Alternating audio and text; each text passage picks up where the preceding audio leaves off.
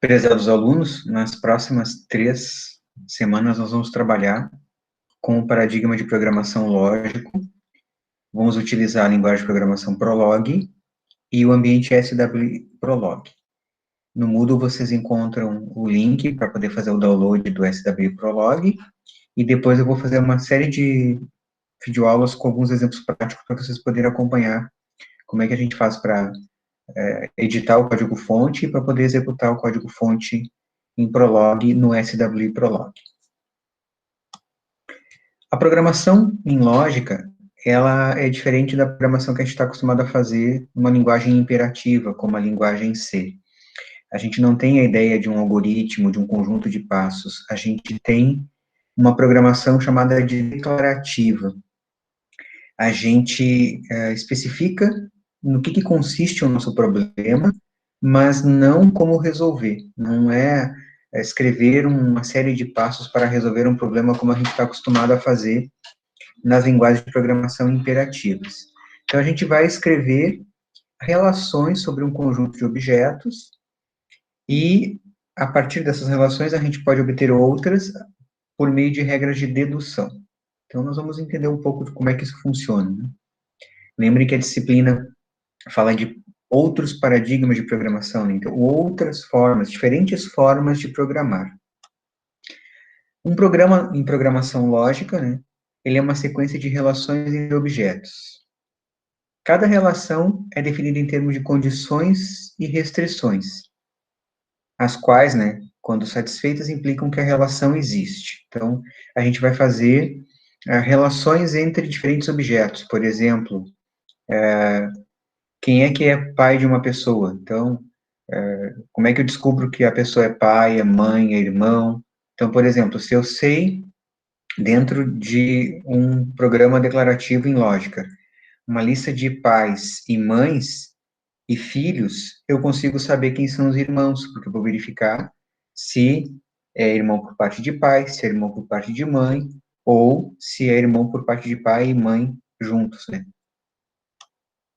A programação, então, lógica, ela diferencia-se da programação imperativa, que é aquela que a gente usa o algoritmo e a série de passos para resolver um problema, né? Porque a gente vai descrever a estrutura lógica do problema, e não a forma de como solucionar. Para isso, eu preciso ter bastante conhecimento da área para a qual eu estou desenvolvendo esse programa lógico, que a gente conhece como domínio. Eu tenho que entender bastante desse domínio para poder descrever as relações que vão permitir que eu consiga chegar a alguma resposta dentro deste domínio.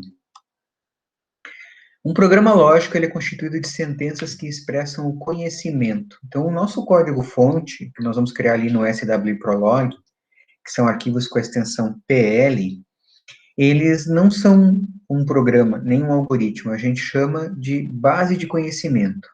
A gente vai ter dentro dessa base de conhecimento objetos discretos, números, figuras, equações, e a relação entre esses objetos que nós vamos criar. E cada programa, como é uma base de conhecimento, está ligado a um domínio específico, a um problema, um domínio de problema que nós tenhamos conhecimento suficiente para construir essa base. Então, esse paradigma de programação lógica, ele é baseado em lógica de predicados, ou lógica matemática dedutiva. Quando a gente estuda ciência da computação, por exemplo, geralmente, os cursos têm uma disciplina chamada lógica de predicados. Num curso de sistemas de informação, isso não é uma disciplina obrigatória no currículo, né? Mas o que diz essa lógica matemática dedutiva? Vou mostrar aqui um exemplo de dedução. Eu digo que Totó é um cachorro. E eu digo que todo cachorro é um mamífero. Logo, deduzindo, né, Totó é um mamífero. Se todo cachorro é mamífero e Totó é um cachorro, então Totó também faz parte dessa categoria de mamíferos. A programação em lógica, então, ela é um processo de definição de relações. O nosso código-fonte define relações que são fatos e regras. E a execução do meu programa são consultas. Eu faço perguntas para a base de conhecimento sobre os relacionamentos que foram descritos nessa base. E a resposta, geralmente, dessas consultas, dessas perguntas, é verdadeiro ou falso. Ser verdadeiro ou ser falso não quer dizer que é uma verdade absoluta, significa que, de acordo com os fatos e regras que foram colocadas nessa base de conhecimento, aquela nossa base consegue responder. Nesse contexto, de acordo com esses fatos e com essas regras, isto é verdade. Pode ser que não seja verdade porque estejam faltando fatos e regras dentro do meu código, não porque aquilo não é verdadeiro. Tá? Depende do código que eu escrevi. Por isso que eu tenho que conhecer bastante do domínio para o qual eu estou desenvolvendo o programa, para poder colocar os fatos e regras necessários para poder dar algum tipo de resposta que seja válida, né, que tenha algum valor para o meu usuário final. Por exemplo, vamos supor que eu queira construir uma base de conhecimento sobre uma família. Nós vamos definir relações de parentesco. Por exemplo, pai, entre parênteses, Pedro, Maria. O que eu estou dizendo? Pedro, do lado mais esquerdo, é pai da Maria. Eu sempre leio da esquerda para a direita. Mãe, Maria, Luiz. Eu estou dizendo que Maria é mãe de Luiz. Essas cláusulas que não têm uma condição, elas são o que nós chamamos de fatos, como se fossem as verdades. Pedro é pai da Maria, ponto. Maria é mãe do Luiz, ponto. Isso não tem discussão, ou seja, é como se fosse uma verdade dentro dessa nossa base de conhecimento, desse nosso mundo fechado, que é o nosso código-fonte desta base de conhecimento que nós vamos criar. Nós também podemos definir regras, que são cláusulas que têm condições. A regra tem uma cabeça e 2 pontos e um tracinho, e depois indica a condição. Como se fosse um if, mas escrito de outra forma, né? O que eu estou escrevendo nessa regra, por exemplo? Ó. Avô materno Pedro, Luiz, é a cabeça da regra, 2 pontos, tracinho, pai Pedro, Maria, vírgula, mãe Maria, Luiz. Eu estou dizendo o quê? Que Pedro é avô materno de Luiz, se Pedro for pai de Maria e Maria for mãe de Luiz. Como é que essa regra vai ser validada? Se existir na minha base de conhecimento um fato, Pedro, pai de Maria, e, a vírgula é o e, um outro fato, Maria, mãe de Luiz. A gente tem a cabeça da cláusula, que é a conclusão, no caso, avô materno, né? Pedro, avô materno de Luiz, a cabeça da cláusula, e as condições, que pode ser uma condição ou mais de uma, são o corpo dessa minha cláusula, que aqui a gente chama de regra. É como se fosse um if, eu estou dizendo. Se Pedro é pai de Maria e Maria é mãe de Luiz, então Pedro é avô materno de Luiz. Tá? Se eu quiser ler como se eu estivesse lendo numa linguagem de programação imperativa. Eu posso definir também uma regra genérica, sem colocar os nomes específicos, porque daí eu estou fazendo uma programação muito detalhada, né? Eu faço isso colocando variáveis. As variáveis em Prolog todas têm letra maiúscula. Então, eu estou dizendo o seguinte nessa minha regra, usando as variáveis. X é avô materno de Y, se X for pai de um Z e Z for a mãe do Y. Então, se esses dois fatos forem verdade, se existirem na minha base de conhecimento um X que é pai do Z e um Z que é mãe de Y, então X é avô materno de Y.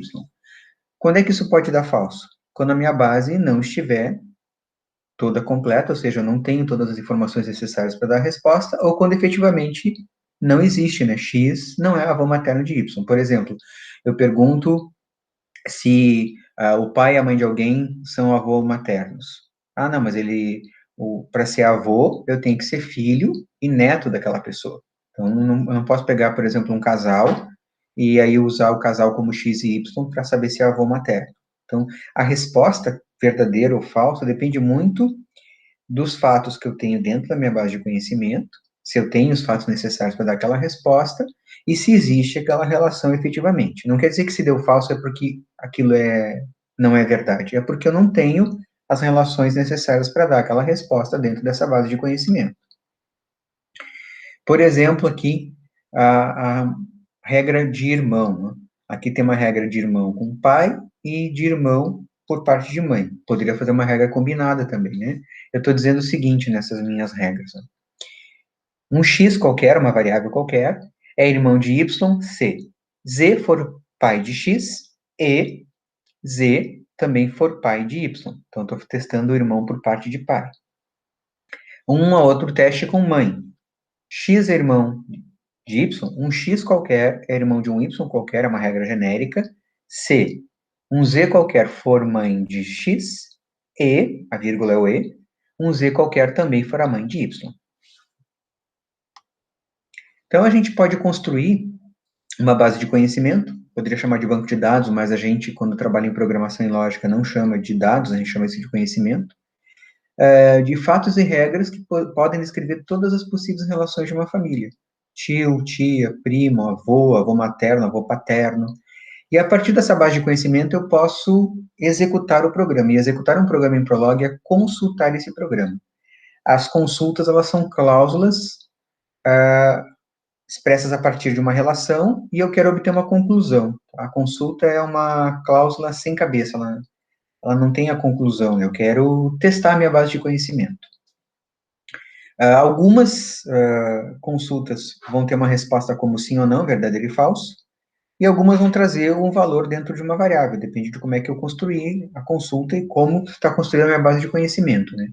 Por exemplo, aquela consulta, Pedro é primo do Luiz, isso vai me trazer verdadeiro ou falso. Mãe Maria, vírgula X, eu estou usando uma variável, lembre que as variáveis em Prolog são letras sempre com letra maiúscula. Eu estou perguntando de quem Maria é mãe. Se a Maria tiver vários filhos na minha base de conhecimento, declarados nessa base como fatos, X vai trazer uma série de valores, não vai trazer um valor só. X é mãe de Maria e Y é pai de Maria. Eu quero saber quem é o X e quem é o Y. Quem são os pais de Maria? Tio X, vírgula Y. Eu quero saber de quem, né? O X é o tio.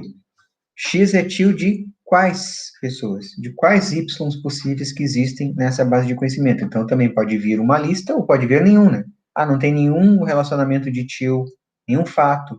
Não existe nenhum tio cadastrado na minha base de conhecimento. Vai vir uma resposta vazia. Existem diferentes notações para expressar essas relações. E a linguagem Prolog, ela utiliza as chamadas cláusulas de Horn. Então, a regra de sintaxe, segundo as cláusulas de Horn, é que existem fatos, regras e consultas. Fatos e regras vão estar no nosso código-fonte, que compõe a minha base de conhecimento, e a consulta é a execução, quando eu vou usar o ambiente do SW Prolog para executar o meu programa, para consultar o que eu tenho dentro dessa base de conhecimento. Fatos, então, são cláusulas que contêm apenas a conclusão ou cabeça. A gente coloca tudo em letra minúscula, porque se a gente colocar em letra maiúscula, isso representa uma variável. E também, para evitar problemas de tipos de dados e também problemas de acentuação, a gente não coloca acentos, né? Então, cedilha, tio, a gente elimina isso. Só se fosse uma string. Como não é string, a gente não coloca acentuação. Então, por exemplo, pai Pedro Maria. Isso é um fato. Eu estou dizendo que Pedro é pai da Maria. Ponto no final, tá? É como se fosse uma verdade absoluta dentro dessa minha base de conhecimento. Uma regra, ela é formada por uma conjunção de uma ou mais condições separadas por vírgulas, que é o e. Também tem o ou, depois a gente vai ver que a gente pode fazer e pode fazer ou, né? Então, aqui eu tenho uma regra genérica usando variáveis. A variável pode ser x, y, a, b, qualquer nome que eu queira dar, desde que seja com letra maiúscula no início. Então, eu criei uma regra. X é avô paterno de Y, C. Esse mesmo X é pai de um Z, e esse Z é pai do Y. Aí eu consigo provar que X é avô paterno de Y. Se existir na minha base de conhecimento essas condições, esses fatos sobre os pais, né? As consultas, então, são cláusulas sem conclusão, onde eu vou fazer perguntas, né? É como se eu estivesse testando o meu programa. Então, eu vou abrir a janela lá do SW Prolog, onde eu executo o meu programa, onde eu faço uma consulta, um consult, e vou digitar perguntas. E vou receber as respostas de acordo com o que a minha base de conhecimento tem. Então, por exemplo, eu pergunto, X é mãe de Maria e Y é pai de Maria. O que eu estou perguntando aqui? Eu quero saber quem é a mãe da Maria e quem é o pai da Maria, porque eu coloquei variáveis. Né? Se eu já soubesse a resposta e eu colocasse ali mãe Ana Maria, pai Luiz Maria. Não teria sentido fazer essa consulta, porque eu já estou colocando a resposta completa, né? Então não tem por que eu perguntar alguma coisa que eu já sei a resposta. Então as perguntas, elas são consultas que eu vou fazer para saber se esse fato existe ou se esse relacionamento existe na minha base de conhecimento. Como é que funciona o ciclo de programação em Prolog? Eu vou criar a base de fatos e regras no meu editor, que é construir a base de conhecimento, e depois eu vou executar fazendo consultas, fazendo perguntas sobre essa base de conhecimento. O programa a gente considera como um mundo fechado. Tá? Um fato vai ser falso quando ele não está presente na base de fatos, não está na base de conhecimento, ou ele não é dedutivo a partir da base de fatos usando as regras. Não existem regras suficientes para fazer essa dedução. Tá? Então, não quer dizer que está certo ou errado. É aquilo que eu construí. Se eu, por exemplo, fiz regras de mãe e pai, não adianta eu querer testar uma regra de tio, porque eu não tenho esse relacionamento armazenado. Então, depende do que o meu programa tem de conhecimento armazenado lá dentro. Se eu pensar no que eu posso ter dentro de um programa em Prolog, né, eu posso ter constantes, átomos, que iniciam com letras minúsculas, por exemplo, Maria, Luiz, então isso são os átomos que eu coloco dentro do meu programa, números, strings, entre aspas, né, se eu quero usar, por exemplo, escrever uma mensagem na tela, as variáveis, que sempre iniciam com uma letra maiúscula para diferenciar dos átomos, e as estruturas, por exemplo, quando eu tenho pai, Maria, pai, Luiz, vírgula, Maria. Eu tenho um predicado, tá? Eu tenho uma estrutura, eu começo colocando um átomo e entre parênteses eu coloco as relações que existem. A questão das variáveis. Elas não são variáveis como existem na linguagem imperativa. Eu não tenho que declarar, não existe no início do programa um local onde eu declaro, x é variável, y é variável. Elas não têm um tipo de dados definido, eu não tenho que dizer se ela é inteira, se ela é uma string, nada disso. E a vinculação de valor, a chamada instanciação, ocorre no momento da resolução. Por exemplo, eu estou perguntando ali, estou criando uma regra, né? X é uma ave se X for um papagaio. Na hora que eu fizer uma consulta, vamos supor que dentro da base de conhecimento tem lá um papagaio chamado Zé Carioca. Então, naquele momento, X vai receber Zé Carioca. É só naquele momento da resposta da consulta, da instanciação. Depois eu perco esse valor. Tá? Não é um valor que eu atribuí para a variável que depois eu vou poder utilizar. É só enquanto aquela regra estiver sendo executada. Aqui eu tenho um exemplo de um fato, né? Bob pai é pai do Bob filho. Pai é um predicado, Bob pai e Bob filho são argumentos separados por vírgulas, e Bob pai e Bob filho são constantes, são átomos, não são variáveis. Se fossem variáveis, eu teria que começar a primeira letra em maiúsculo. Aqui eu tenho um exemplo, né, de propriedades, né? Por exemplo, Toby é um cachorro. Como é que eu escrevo isso? Cachorro Toby. Toby é gordo. Gordo Toby. Então, eu estou dizendo ali duas verdades, dois fatos. Toby é um cachorro, Toby é gordo. Tá? A declaração de propriedades emprega somente constantes. Então, por exemplo, vamos supor que eu vou fazer aqui uma base de conhecimento sobre animais. Então, eu posso colocar lá, cachorro Toby, cachorro Totó, cachorro Laika. Aí eu quero dizer qual é o cachorro que é gordo. Gordo Toby. Qual é o cachorro que é magro? Magro Totó. Ah, eu quero também criar gato. Vou botar gato e o nome do gato. Eu quero dizer se o gato é gordo. Gordo e o nome do gato. Então, é assim que eu escrevo esses fatos, essas verdades dentro da minha base de conhecimento. As relações, então, a relação só usa constantes, não usa variáveis. As variáveis a gente vai usar nas regras e nas consultas, né? Pai João Maria. João é pai da Maria, tá? Tomar cuidado sempre de que a constante do lado esquerdo está ligada à declaração que eu fiz fora do parênteses, né? Então, não ficaria correto pai Maria João, tá? A não ser que tivesse um pai chamado Maria, né? Mas a gente tem que cuidar a lógica para eu, quando for ler a base de conhecimento, entender o que o programador quis dizer com aquela relação, né? Que eu estou dizendo, então, que esse do lado esquerdo está ligado ao predicado pai, então, João tem uma relação de pai com a Maria. Um fato universal, quando eu trabalho com variáveis, né? Por exemplo, ancestral Adão X. Aqui eu estou usando a ideia de uma string, né? Então, eu estou dizendo que todo mundo é ancestral de Adão, ou seja, Adão é o primeiro homem que nasceu, e depois todos nós somos ancestrais de Adão. Seguir algumas convenções, né? Então, como eu estava comentando antes, ó, pai João Maria José é diferente de pai João Maria, tá? Não é a mesma coisa, porque eu não posso ter uma relação com três argumentos. Relacionamento de pai, né? Eu não posso dizer, se eu quero, por exemplo, dizer que João é pai da Maria e João é pai do José, eu vou fazer isso duas vezes. Eu vou fazer pai João Maria, fecho parênteses, ponto. Pai João José, fecho parênteses, ponto. Pai José Paulo é diferente de pai Paulo José. Pai José Paulo quer dizer José é pai do Paulo. Pai Paulo José quer dizer Paulo é pai do José. Pai João Maria é diferente de pai com A maiúsculo João Maria, porque eu estou criando um nome diferente, tá? Pai todo minúsculo é uma coisa, P-A-I é outra, com A maiúsculo é outra coisa. Não é variável porque não começou com a primeira letra variável, mas não é o mesmo fato. Como é que eu faço para validar uma proposição quando eu vou fazer consultas? Então, eu vou fazer perguntas. Vamos supor que na base de conhecimento tem cachorro Toby e cachorro Rex.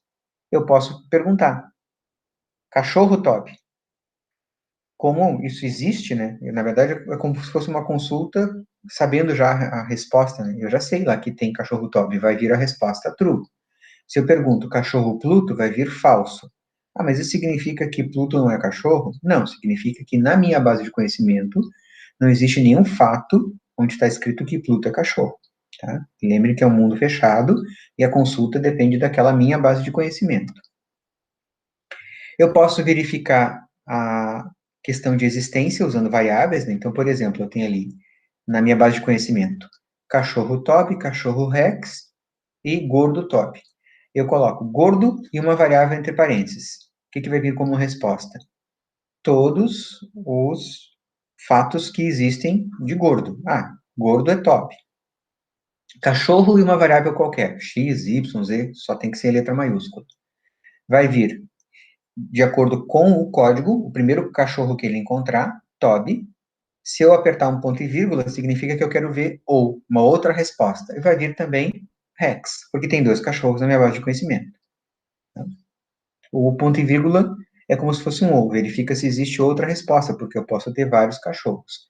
E a leitura é de cima para baixo, então eu posso ter um cachorro lá na primeira linha, um cachorro na 10ª linha, e aí ele vai lendo e vai achar primeiro o que está mais no início. Geralmente, quando a gente constrói a base de conhecimento, para não ficar tudo espalhado, se eu vou criar o fato cachorro, eu coloco todos os cachorros um embaixo do outro. Isso para ficar uma forma mais legível, né? Eu posso trabalhar com operadores relacionais nas consultas e nas regras. Maior, menor igual, menor igual. O igual é um pouco diferente do que a gente está acostumado, e o diferente também, né? Então, o igual é igual, dois pontos igual, e o diferente é igual, barra, igual. Então, cuidado, que isso é uma regra de sintaxe da linguagem. Então, por exemplo, eu tenho uma base de conhecimento com idades de 3 pessoas. Pedro tem 35 anos, Ana tem 30 e Paulo tem 27.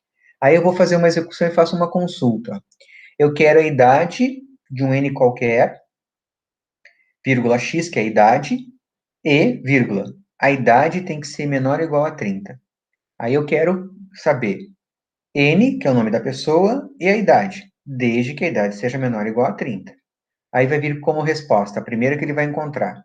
N é Ana, porque o lado esquerdo vira o nome, então ele vai instanciar no N o nome, que está do lado esquerdo, e do lado direito vai vir a idade, porque é o número que está depois da vírgula. X é 30. Aperta o ponto e vírgula para ver se tem outro, ele vai trazer N é Paulo e X é 27. Ah, por que não trouxe o Pedro que estava em primeiro lugar? Porque o Pedro tem idade maior que 30. Um outro exemplo de consulta. Idade, variáveis N e X. N vai instanciar o nome da pessoa, X vai instanciar a idade. E X tem que ser maior que 25 e X menor que 30. Então, eu quero só quem tem mais que 25 anos e tem menos de 30. Só vai trazer o Paulo que tem 27. Então, ele vai buscar na base de conhecimento e vai instanciar N como Paulo e X como 27. Alguns exemplos de consulta que não tem a ver com buscar na base de conhecimento, né? Então, posso fazer esses testes no SW Prolog. 1 mais 2 é diferente de 2 mais 1? Falso. 1 mais 2 é 3, 2 mais 1 também é 3. 1 mais 2 é igual a 2 mais 1? Verdadeiro. Então, eu posso fazer testes com operações aritméticas também, se eu quiser. A declaração de regras. Então, como a gente viu exemplos anteriores ali, né? A gente tem aqui uma regra usando os predicados ave e papagaio e a variável, que é uma letra maiúscula, x. X é ave se x for papagaio. Ah, mas só papagaio é ave? Nessa minha base de conhecimento, sim. Mas eu posso fazer outras, né? Ah, vou colocar papagaio, periquito, peru, galinha. Mas aqui eu só fiz papagaio. Então, toda regra é uma cláusula que tem condição. Tem que ter aquele 2 pontos tracinho, é junto, não pode botar espaço, senão vai dar um erro de sintaxe, que indica que aquilo é como se fosse um se, tem uma condição. A gente lê como consequente antecedente. Tá? É como se eu tivesse então se. É como se fosse ao contrário da programação algorítmica que a gente começa com C, né?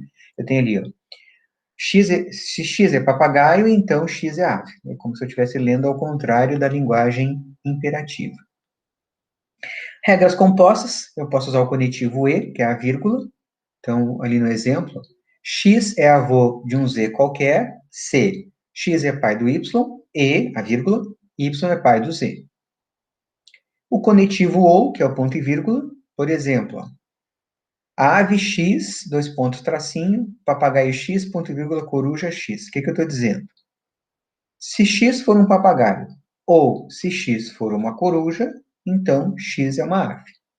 Estou testando mais de uma possibilidade. Por exemplo, se eu tenho vários tipos de ave, papagaio, coruja, galinha, periquito, eu não posso usar e, porque o x não vai ser papagaio, e periquito, e coruja, e galinha, e peru, eles vai ser uma coisa ou outra, então eu tenho que usar um ou. Isso é a ideia das expressões lógicas que a gente já está acostumado em programação, né? Então, aquela regra está dizendo que, ó, se x é um papagaio ou uma coruja, então x é uma ave. Vocês podem ler mais sobre a programação lógica no capítulo 15 do livro do Robert Sebesta, que está disponível no site da nossa biblioteca da UFSM, nos e-books Minha Biblioteca, ou no capítulo 2 do nosso e-book de paradigmas de programação, que está disponível para vocês também ali no Moodle. Agora vocês vão assistir algumas videoaulas com exemplos práticos de como testar os programas ali no SWI Prolog.